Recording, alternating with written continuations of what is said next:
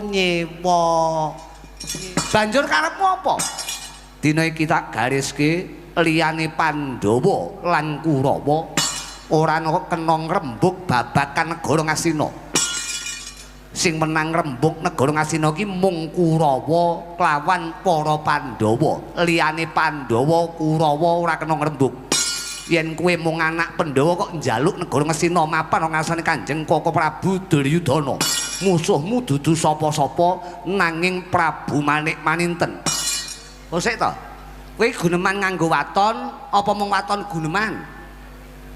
Kowe takon apa? Ngene ya. Kowe iki waton guneman apa guneman nganggo waton?